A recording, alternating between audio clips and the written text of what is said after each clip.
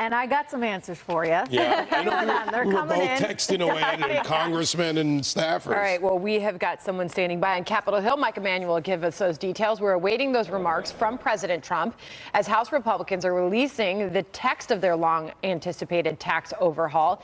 It will preserve the popular 401k retirement accounts, but it would put new limits on the tax deduction for mortgage interest on newly purchased homes.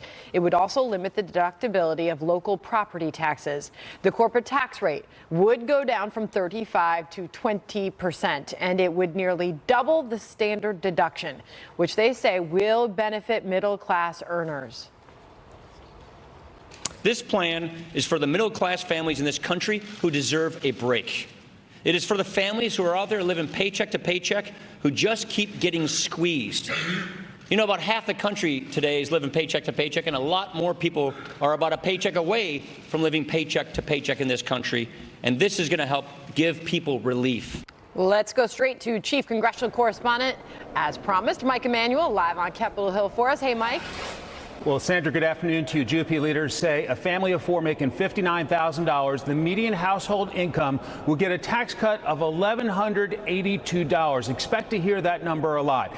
Here are some other key facts and figures included in this GOP tax plan. It would lower the individual rates to 0%, 12%, 25%, 35%, and maintain the top rate of 39.6%. Increases standard deduction, eliminates special interest deductions, establishes a family tax credit, preserves the child tax credit. The chairman of the Ways and Means Committee says this will provide relief to the American people. For that Main Street business, making $62,000 a year, working day and night and weekends, a tax cut of over $3,000 for that Main Street business. That's your money. You earned it. You deserve to keep it, and you should be able to use it for whatever you want. For those from high tax states, the plan includes allowing people to write off property taxes up to $10,000, but does away with some of the other state and local tax deductions. We caught up with a New York Republican who said he was going to take some time to study the plan. I'm going to analyze to see what's best for the people that I represent. There's a lot of things. Eliminating the AMT is supposed to be helpful. We're going to see what's best for the people that I represent. As expected, the House Democratic leader blasted the GOP tax proposal.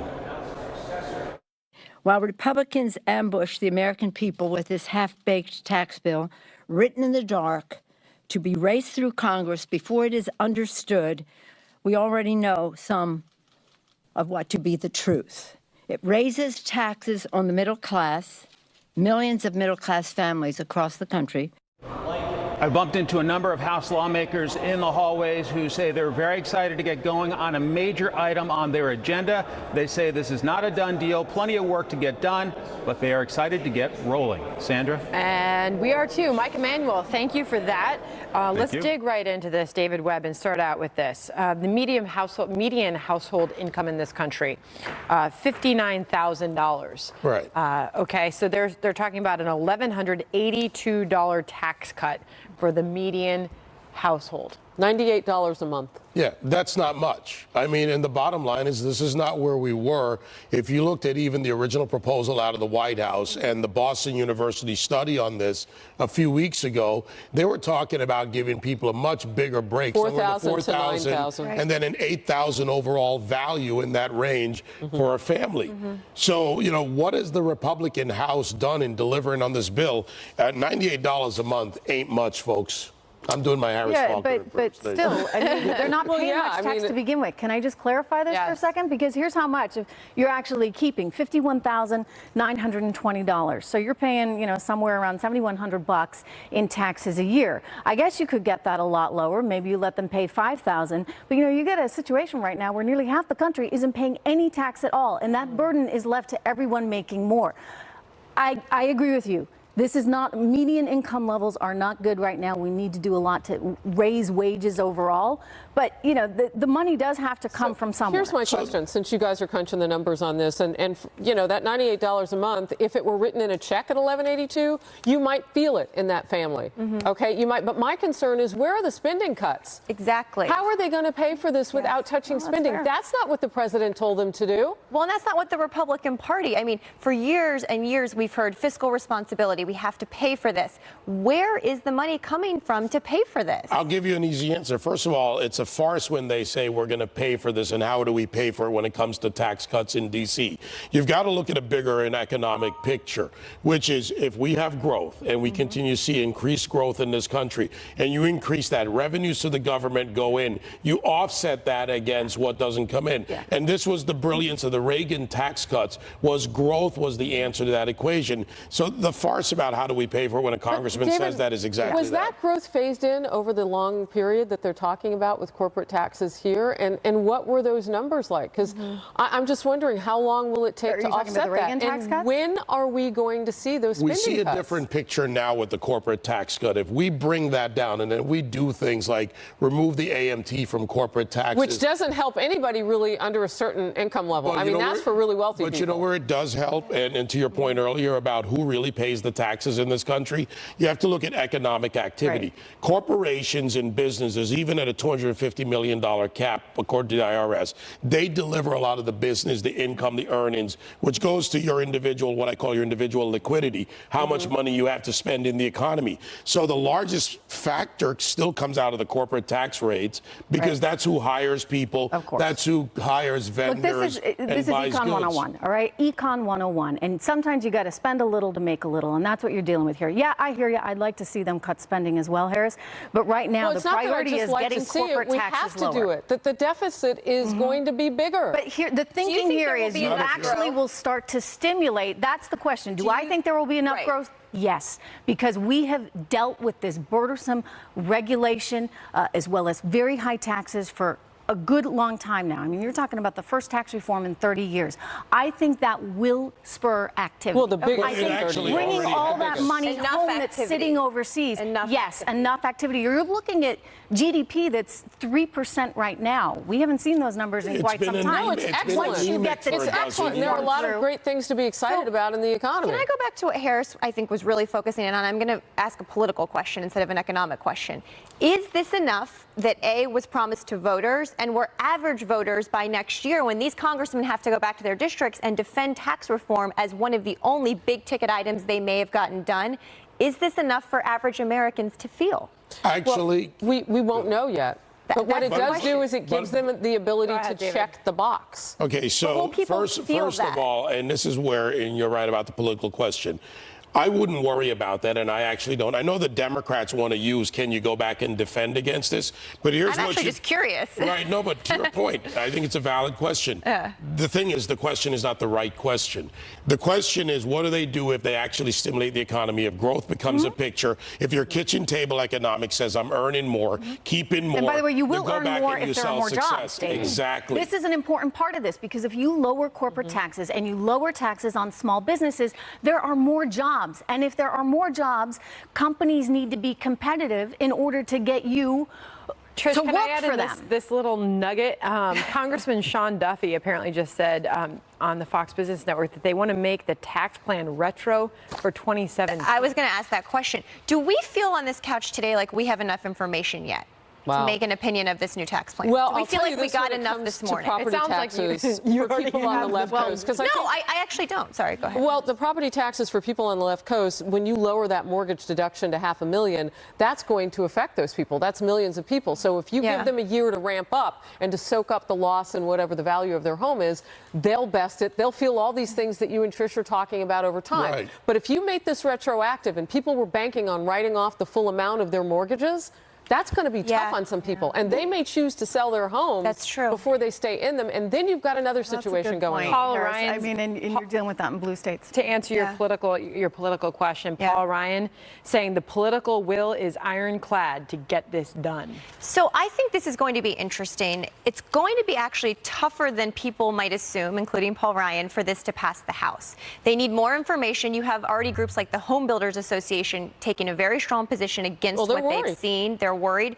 This will be tough to corral the Republican votes, not to mention the Senate, where there's only a very slim majority. So I don't think this is going to be a political, easy thing to get done in Congress for the Republicans. Well, and you were talking about blue states. So a senior source is telling Fox News that the deficit impact of the bill is higher than $1.5 trillion. If that's the case, and remember, Brady just said that it's $1.51 trillion over a decade, it won't qualify for fast-track budget reconciliation process in the Senate. Look, it depends on what kind of growth you get. Right. We've got 3% right now, and that was with the hurricanes.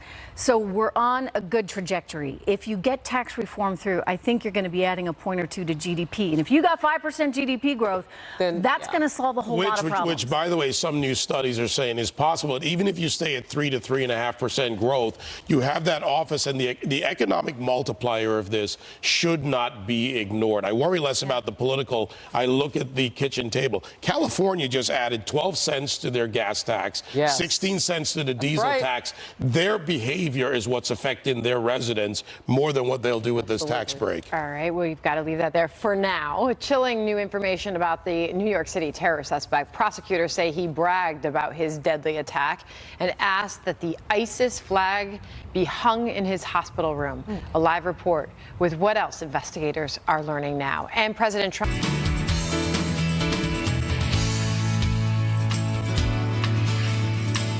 Trump inside the cabinet meeting room. We expect to get what they call tape spray of that after a meeting that he's having there. It's a big announcement, we're told, on jobs. We don't have much detail on this, but I would just remind everybody that just yesterday, the president was talking about, and I'm going to quote him here, we'll be announcing very shortly, possibly right after I get back from his Asia trip, a company that would want to move from outside the United States back here on the announcement of tax cuts and tax reform. We don't know that that's what he'll be talking about with this jobs announcement, but just to put that information out there. And what the president went on to say is that when he does announce this company that's coming home back to the United States, that the country it's leaving will be very surprised. So those were his words. But again, a jobs announcement coming from inside the cabinet room moments from now. As that happens, we'll bring it to you live. And Fox News alert on this. Growing questions now about Tuesday's terror attack in New York City. 8 people dead, 12 others injured. Authorities say 29-year-old Uzbekistan immigrant accused of plowing his rented truck into pedestrians on a crowded bicycle path is now expressing no remorse. He even requested an ISIS flag be hung inside his hospital room. He's charged with 2 criminal counts. One of them carries the death penalty. They are at a federal level, those charges. Garrett Tenney is live for us in Lower Manhattan. Garrett? Well, here, Sayfullo Saipov told investigators he felt good about yesterday's attack, or Tuesday's attack, rather, but said that he initially had planned to kill a lot more people. And he clearly wanted investigators to know the details of his planning and preparation ahead of Tuesday's massacre. And he openly shared that with them at an interview yesterday at the hospital in which he waived his Miranda rights. In that interview, he shared that planning and preparation started to come together about a year ago, and it was inspired by ISIS propaganda that he was watching on his phone. Then about 2 weeks ago, he decided to use a truck in order to kill as many people as possible. And he chose Halloween because he thought a lot more people would be out on the roads. Then about a week before his attack, he rented the truck that he planned to use and did a dry run of his route so that he could practice driving it. Now, prosecutors laid out those details in an 11-page criminal complaint last night, and afterwards, the acting U.S. attorney for the Southern District of New York shared some examples of the kinds of ISIS propaganda that Saipov's been consuming massive amounts of. A search of cell phones found in a bag that he was carrying, a search conducted pursuant to court-authorized wiretaps, revealed thousands of ISIS-related images and about 90 videos depicting, among other things, ISIS fighters killing prisoners by running over them with a tank. Now, at this point, Saipov is facing 2 charges: providing material support to ISIS, which carries a maximum sentence of life, and committing violence and destruction of motor vehicles, which makes them eligible for the death penalty. Law enforcement officials tell us additional charges will likely be filed as their investigation continues. And last night, the U.S. attorney said it's also still entirely possible that Saipov could be declared an enemy combatant, but said that decision is way above his pay grade and would need to come from a higher power. Harris? Garrett, thank you very much. Yesterday, during this very hour, President Trump said that he'd consider sending the New York City terror suspect to Guantanamo Bay. And the White House press secretary said, quote, "We would consider him to be an enemy combatant." But Mr. Trump seemed to change course this morning with this. He tweeted, "Would love to send the New York City terrorist to Guantanamo, but statistically that process takes much longer than going through the federal system. There is also something appropriate about keeping him in the home of the horrible crime he committed. Should move fast. Death penalty, exclamation point." Meanwhile, some top Republican senators are pushing hard for the suspect to be deemed an enemy combatant. You just heard Garrett say that, including Senators John McCain and Lindsey Graham. Graham said this today: "I appreciate President Trump taking the gloves off when it comes to unleashing our military on ISIL," which is another way of saying ISIS. "However, I'm dumbfounded as to why the Trump administration still follows the Obama playbook when it comes to dealing with terror suspects. All the evidence points to the fact the New York City terror suspect should be characterized as an unlawful enemy combatant, not a common criminal." You're shaking your head, David Webb. Why? Because Lindsey Graham is being disingenuous. He apparently didn't really hear the president's statement. He's right by the numbers that you get faster prosecutions in the federal system. It's not good. But the fact is that the failure in the Bush years was to prosecute these terrorists, these 174 worst of the worst, I think that was the number, at Guantanamo Bay, and either execute them or put them away permanently somewhere. The problem now is that if we send them to Guantanamo Bay, the Lindsey Grahams and John McCains of the world will sit around and play legal jeopardy with American lives rather than interrogating them, prosecuting them. And in the case of this guy, far as I'm concerned, he gets a firing squad, and that's the gentle way. It's such an interesting point, because when you look at the track record at Gitmo, I mean, some of the 9/11 suspects and others that they pulled up off the battlefield, I should say, not 9/11 suspects, but those that were thought to be in their constellation, if you will, with those 19. And those cases have not gone forward. We have a win record here, Trish. Never lost, I don't we've think. never lost on U.S. soil with these cases. Well, we'll see what happens. I mean, I hear you, David. I think that, you know, we're obviously dealing with some really, really difficult times, and maybe there's an example here. Maybe there's a penalty example. I don't want to have a debate on the death penalty, but you know, look, we need to show that we're not going to tolerate it, Marie. Right, absolutely, but I think we can do that in our justice system. And yesterday, also on Outnumbered, Judge Napolitano, who was talking about some of this, said sending this guy to Gitmo would be unfair, unlawful, and unconstitutional. And I think most of us think his legal judgment is a pretty good one. So, you know, I'm a little worried. There were some legal scholars this morning saying the president asking for the death penalty may not be the best strategy because a defense attorney can very easily argue that he has prejudiced the process. So we want this person to get, well, a number of defense attorneys this morning have said, just to be careful, you want him to be fully prosecuted and justice delivered here. The president needs to be careful. Well, because he has a bully pulpit, so then the question would be, you'd need a change of venue, and where would you do that off of U.S. soil? It's a weak argument made when you actually get in front of a judge if a defense attorney says that, because in a high-profile case, the jury pool already knows the case. They use it a lot. No, it's true. A great when the defense attorney president's calling for a death penalty, the president just shouldn't do anything to even... Marie, the president or me or you or anyone saying anything about this is not going to change the jury pool, no matter who it is. A lot of legal scholars don't agree with that. A lot of Marie, legal I think you should be careful not to think that the way you feel about this is the way everybody feels about this. This man just murdered 8 people. I didn't say anything about my feelings about the death penalty here. I'm not saying that, but you're saying the president should be careful here. I think people, after the last 8 years, see a president that is being forceful and speaking out in the face of terror immediately and aggressively. My point was actually that also calling it what it is. No, my point is actually, if we want him to get the death penalty, the president speaking out and asking for that, if there's even a tiny bit where He's that might... He's sending a message to the world, and I think that's important. It's illegal. I'm just saying, guys, legally, people, if we wanted to get the death penalty, the president can increase the odds of that by not saying anything about the death penalty. The president doesn't decrease or increase the odds. Again, a lot of legal scholars disagree with you. A lot of legal scholars can't measure the fact that the history is they know the jury justice pools system, in high-profile cases, which I've covered for probably 20 years, are not affected by the statements of high-profile figures. Because if you put him at Gitmo, you don't have this conversation. And Gitmo takes years. I mean, forget about the constitutional argument about not being able to send him to Gitmo because he's a legal permanent resident. And there is a constitutional argument, as the judge said yesterday, Judge Knapp did, against that. The question is, a speedy trial, that happens here. The JTTF has a no-loss record in these cases. Well, it's also a bigger issue, by the way, real quick. One of the failures of going to Gitmo, intelligence is basically got a timeline on it when it's valuable. He has a limited timeline when he's valuable as an intelligence asset or being interrogated. And also on the jurisdiction issue, that can be changed in Congress, and they can attach this. These are enemy combatants. We need to address jurisdiction when it comes to people waging war on the United States. They're waging war. We can't wage a criminal prosecution. But we are going to stay in court. How about that? This back in court. Paul Manafort and his former associate set to appear before a judge 3 days after they were charged with a dozen crimes in a federal indictment spearheaded by special counsel Robert Mueller.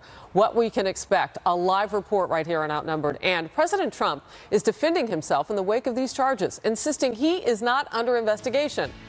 We'll debate it. Is he? Is he the focus? And what else the president said in a candid conversation with the New York Times. Stay with us.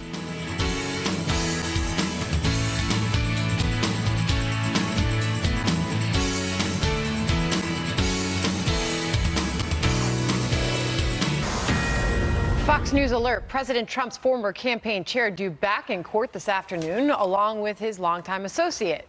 Paul Manafort, who led the campaign for several months last year, will appear in Washington's federal court along with Rick Gates. Special counsel Robert Mueller announcing an indictment Monday. It charges the men with conspiracy, money laundering, and other crimes. Chief Intelligence Correspondent Catherine Herridge joins us live from Washington. Good afternoon, Catherine. Well, thanks, Sandra. I'm going to get to that in just a moment. We've had some developments this morning that relate to the Russia investigation. This letter to the president was released about an hour ago, and it comes from a political operative, Sam Clovis, and he's withdrawn his nomination at the Agriculture Department. And he writes in the letter, quote, "The relentless assaults on you and your team seem to be a blood sport that only increases in intensity each day. I do not want to be a distraction or negative influence, particularly with so much important work left to do for the American people." Here's why that matters. Fox News has learned that special counsel Robert Mueller's investigators probed who brought foreign policy aides George Papadopoulos, who pled guilty to lying to the FBI earlier this month, as well as foreign policy advisor Carter Page, to the Trump presidential campaign, and what role this political operative Sam Clovis played in the effort. At the center of this is the March 2016 Trump Hotel National Security meeting. We understand that's been a central line of questioning for the special counsel investigators who wanted information about then candidate Trump's response to Papadopoulos, who repeatedly offered to set up meetings with Russian government officials, with accounts varying from the candidate being dismissive to flattered to really not paying attention. And this key issue came up at yesterday's White House briefing. Back to George Papadopoulos. Does the president recall at that March 31st, 2016 meeting of his National Security Advisory Board, Mr. Papadopoulos suggesting a meeting between then candidate Trump and Vladimir Putin? Does he recall that? No, I don't believe he does. Now, to the point you asked me right out of the gate here. So a short time from now, just about an hour and a half in the district court, which is a couple of blocks from our bureau here in Washington, former campaign chairman Paul Manafort and his business partner have a status hearing in their case. And this will be an opportunity for them to challenge the terms. You recall the judge set bond at $10 million for Manafort and $5 million for Gates. Those close to the men called the indictment overreach, but it will be a good chance for us to be in court to see how the men are reacting to the indictment, whether they're going to be aggressive in their response or somewhat reconciled to the proceedings that they face. Sandra. Catherine, thank you for all the reporting on that. All right. Meantime, the New York Times reports that the president calmly defended himself in a phone conversation. The president telling reporters, quote, "I'm not under investigation, as you know, and even if you look at that, there's not even a mention of Trump in there. It has nothing to do with us." And in response to a question to a Washington Post report that the president is fuming behind the scenes about all of this, he says, quote, "I'm actually not angry at anybody." Who wants that one? Once. Well, I don't think he can say that Bob Mueller's not investigating him. His campaign is certainly under investigation, and I don't think he can say with any certainty that he knows what Bob Mueller is or isn't investigating. So I also have a sense, though, that his team is worried. I think they were expecting a Manafort financial-related charge. I do not think they were expecting... Would you say the same of Democrats right now? Well, we're not the ones in office who are being investigated by Bob Mueller. No, but you don't have to be in office to be in the investigation. And clearly, when you look at the Podesta group... I'm responding to his interview. I was just asking a question. No, she asked I'm about responding Democrats. to his interview. The president said, I don't think that the Trump team expected the Papadopoulos guilty plea and expected it to outline in such detail the conversations with Russian officials. But can I just jump in? So I think How it is surprised them a bit. illegal to have a conversation with a Russian official? I mean, granted, It may not be. if you're It's working not. with Russian officials to steal Hillary Clinton's emails and publish them, Right. that's illegal. That's the question But if that you're Mueller's actually looking just at. George Papadopoulos and you're Right. a low-level advisor and you take a meeting with a Russian professor or anybody from Russia, or as I keep joking, go out and have a white Russian at a bar because Right. it feels like that's the level we're now at. There's nothing actually illegal So about that's that, Marie. That's what Mueller's looking at, right? Now we have evidence that someone from the Trump campaign, however low level, knew that they had Hillary Clinton's emails before that was public. That was in this plea agreement that George Papadopoulos signed, right? So the question that Mueller's looking at is, did they do anything with it? Was there any collusion? We don't know the answer yet. First of all, can I just put something in here that needs to be done? There is no statutory charge for collusion except in financial crimes where companies are involved. It It's an doesn't excellent exist point. in U.S. code.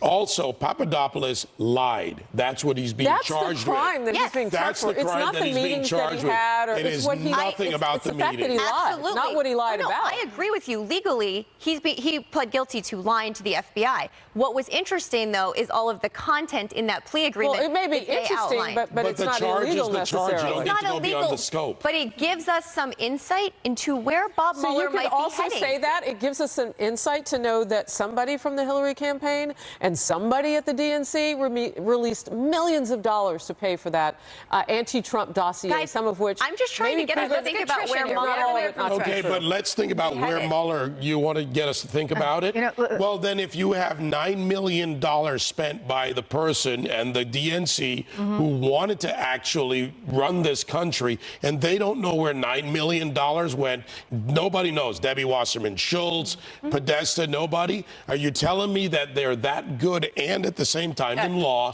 you can't be that good at that? I would just say, look, I mean, if I'm a Republican right now, or if I'm the president of the United States, I'm saying, great, this is all they came up with. This is it. Because I think the threat, and certainly what you heard from many members of the mainstream media, was that this was going to be massive and it was somehow going to expose the Trump campaign for doing some really illegal stuff, meaning taking those emails and putting them out. And there's nothing there like that. So, look, I think the Democrats right now should be the ones that are on the defensive and a little bit nervous because they're not coming up with much. But uranium one, I think they are. So I'm going to follow up and ask you this. Was it a threat or a hope? A threat or a hope? By those media members who, it was like the world was coming to it, and we didn't have any information yet. This is only the beginning, guys. This is going to keep going on for months. I still want to know Hillary the answer to Clinton my should question. be nervous. John Podesta and Anthony Podesta I don't think should be Democrats are nervous. Because there's Honestly, I don't. Senate lobby and registration. Anyone can look it up at senate.gov. The Podesta Group, registered lobbyists for Sberbank, Russia's largest commercial right investment about bank. now, I need Where that. are the ties? I need that white Russian. Okay, Trish? Can we drink Can I have my one Stoli in Eastern? I Is like that allowed? Stoli. It's Russian vodka. Yeah, it may not be allowed. You may get in trouble for that, Sandra. It's been a long couple days. All right, President Trump is calling for an end to the diversity visa program in the wake of the deadly truck attack in New York City. It's the lottery program that granted entry to the terror suspect in the first place. Whether it's time to get rid of it or would ending it only do more harm than good.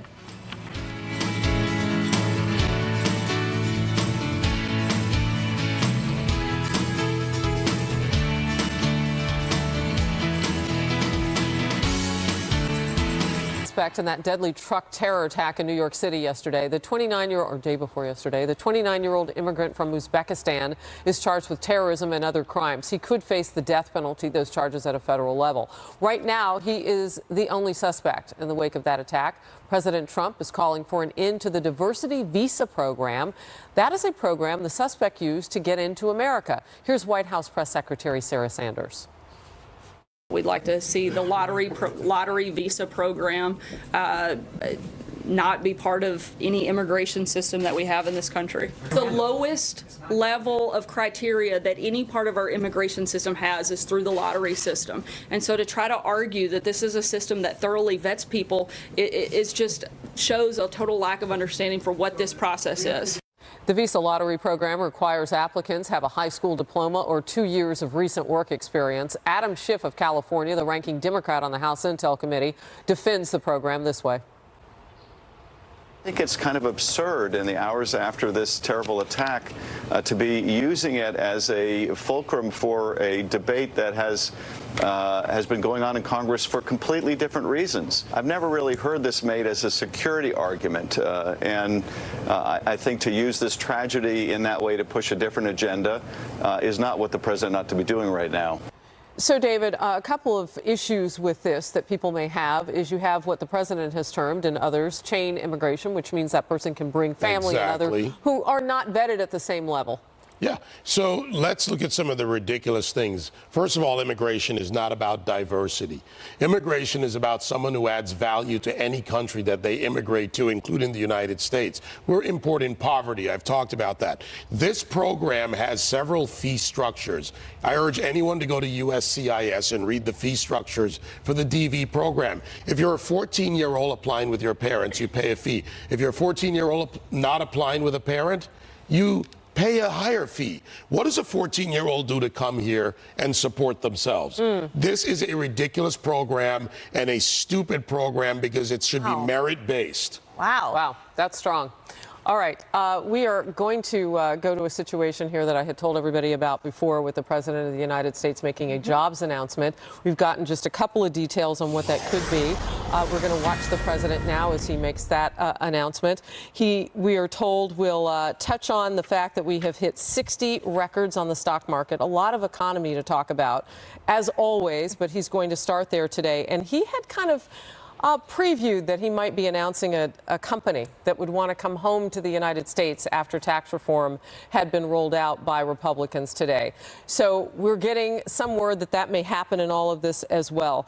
Sandra, I know one of the things that had happened this morning is that people were saying that this would be a huge win for Republicans if they could go forward. So you can imagine, too, that the president will touch on taxes in this as well. So we're going to go inside the cabinet room right now, where the president has a big announcement on jobs and perhaps on some of those other issues that I just touched on as he walks up to the lectern. Let's watch and listen together. Coming up in a little while, as you know. We just had a big meeting on DACA with some of the senators, and we have great things to say about that. You'll be hearing about that very soon.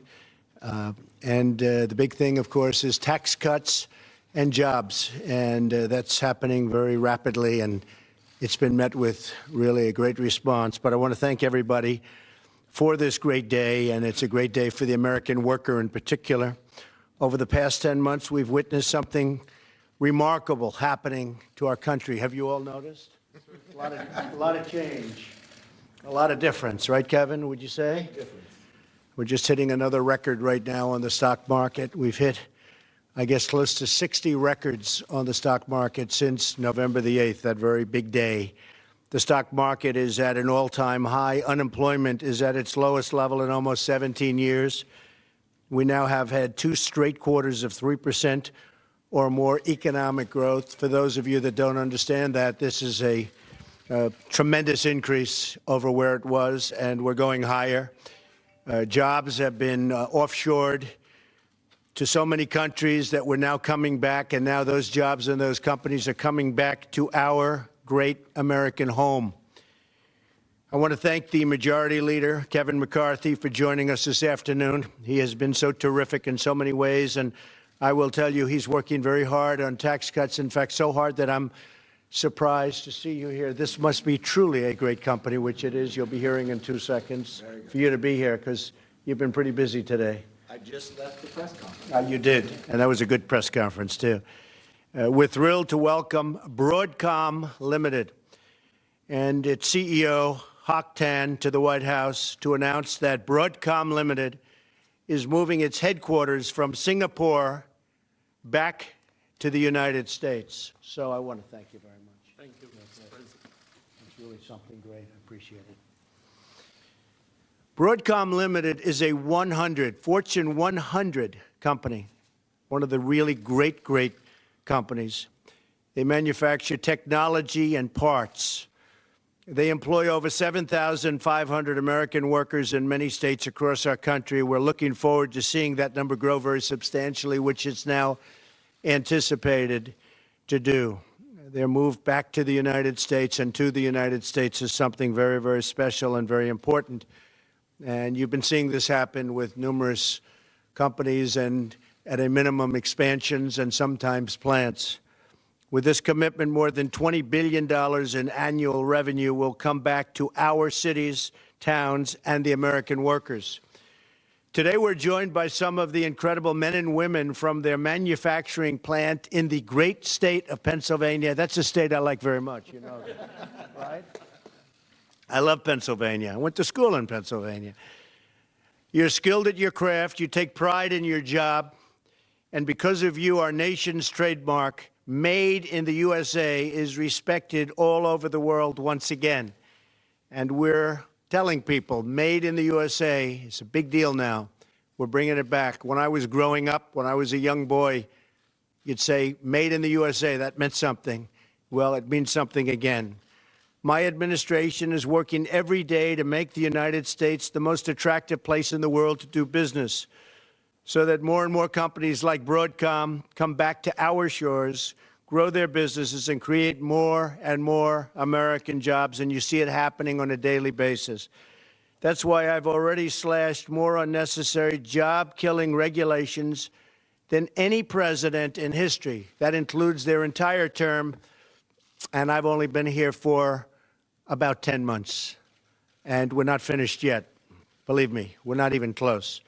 And that's why we're working to give the American people a giant tax cut for Christmas. We are giving them a big, beautiful Christmas present in the form of a tremendous tax cut. It will be the biggest cut in the history of our country. It'll also be tax reform, and it'll create jobs.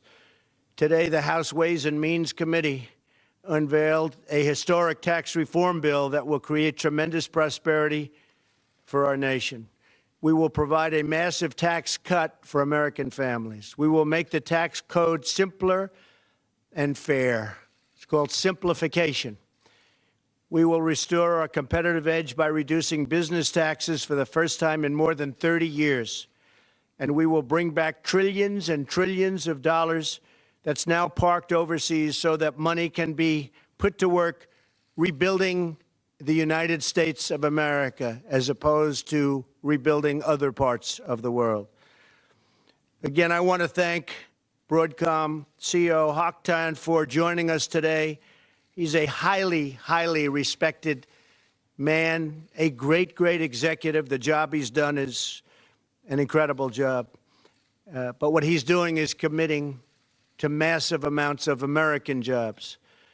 When Hock told me about this move, he said, Mr. President, we want to be an American company. We're hearing that all of these days. We're hearing it more and more. We're hearing it, frankly, I'm hearing it every single day. People are coming in at levels that you will be seeing over the next short period of time. You're seeing it in so many ways. You're seeing it when you just look at what's happening with the stock market. And you look at the enthusiasm indexes, which are the highest they've ever been. The business enthusiasm in this country is at record levels. And we're hearing it from everything from tax reform, which is really spearheading it. And yet I think it's really a feeling for a country that people haven't had in a long time. They see what's going on with regulation. They see the tax move, and that's going to happen. And I really believe we'll have it done before Christmas. I consider that to be one of the great Christmas presence, and not just the reform and not just the tax cuts, but we will be creating jobs like you have rarely seen in this country. So we never get tired of that pledge, because we never tire of returning wealth to our country, jobs to our citizens, and honor to our great American workers. I honor our workers. These are incredible people. They've worked hard. You go back 20 years and essentially they haven't had that salary increase that they should have had. But now you see it, wages are starting to rise. So we're very proud of our country. And Hawk, I'd like to have you say a few words. And again, on behalf of not only the folks from Pennsylvania behind me, but all of the United States, I want to thank you very much for choosing us. Appreciate it. Thank you. Thank you, Hawk. Thank you.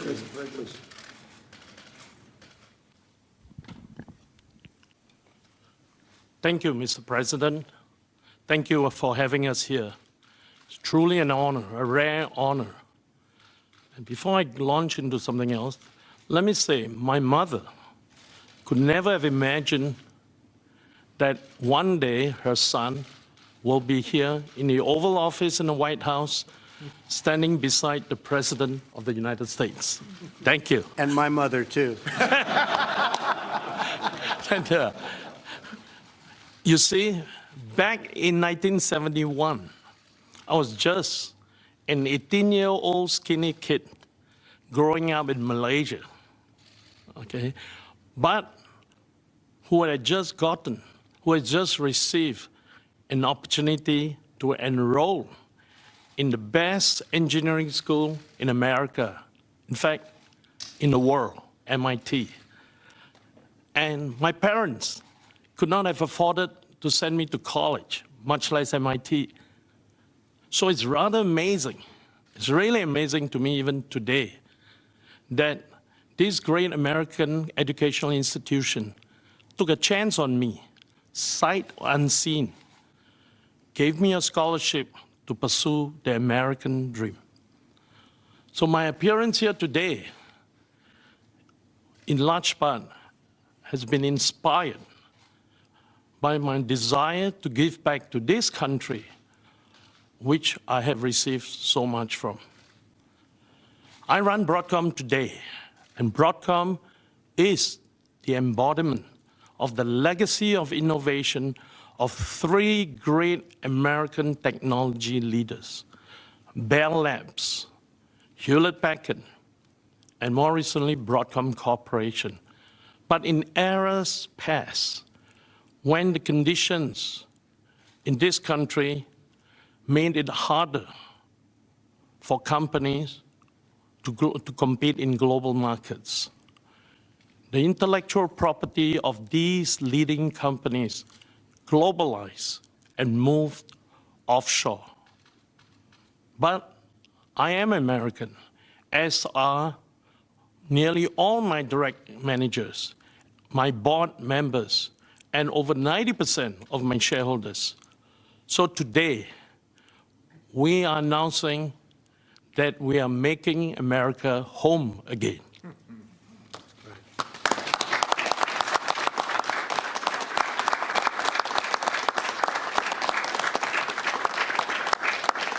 Thank you, thank you. Our commitment to redomicile into the United States is a huge reaffirmation to our shareholders, to the 7,500 employees we have across 24 states in America today, that America is once again the best place to lead a business with a global footprint. Okay. Thanks to you, Mr. President, business conditions have steadily improved. The proposed tax reform package will level the global playing field and allow us to compete effectively in worldwide markets. Our move to domicile into the U.S. will bring in $20 billion of annual revenues into this country. Okay, From this base here in the United States, each year we will invest over $3 billion a year in research and engineering, and another $6 billion a year in manufacturing, creating high-paying tech jobs, similar to the ones held today by my co-workers behind me, who have made the trip down from Pennsylvania to be with us here today. So again, thank you, Mr. President. I look forward to working to achieve the American dream for everyone. Thank you. Thank you.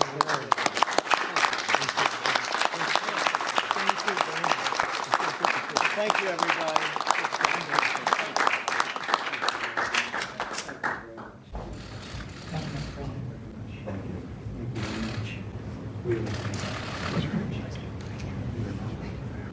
Thank you, everybody.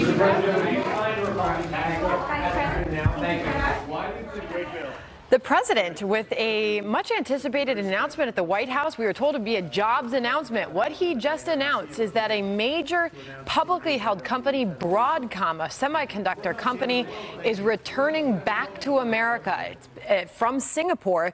You heard the CEO just sharing a personal story there. His mother never dreamed he would be standing in the White House, but he said thank you to the president, who said he's been killing these job-killing regulations. The CEO saying we're here to make America home again. The president also weighed in on taxes, saying this is the biggest tax cut in the history of our country. It will make and create tremendous prosperity for the American people, calling it a big, beautiful Christmas present.